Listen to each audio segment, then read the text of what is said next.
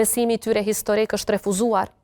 Është refuzuar për arsyen e vetme sepse synonin eliminimin tim politik në momentumin më të mirë që e kishte Republika e Kosovës edhe me aleatët e tyre, edhe me aleatët tonë, por edhe për zhvillimin e vendit tonë me ndihmën e tyre.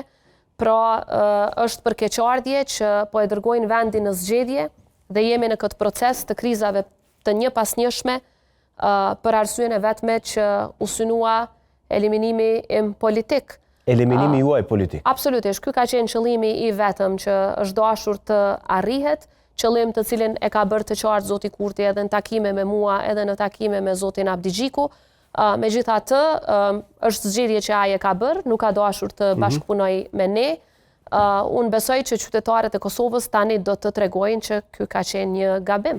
Me kë është më mirë të shkohet në koalicion, me vetëvendosjen pas zgjedhjeve ose me pjesën tjetër të subjekteve politike, Partia Demokratike e Kosovës, Aleanca për Armërinë e Kosovës?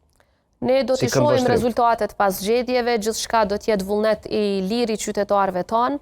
Fatkeqësisht siç e përmenda, kjo është një garë jashtëzakonisht e pabarabartë edhe për shkak të një makine propagandistike për masave të paprecedenta në Republikën e Kosovës. Megjithatë, do t'i shohim rezultatet dhe pas rezultateve, siç e thash edhe më herët, vit të kuqe për bashkëpunim pas zgjedhor ne kemi për listën serbe.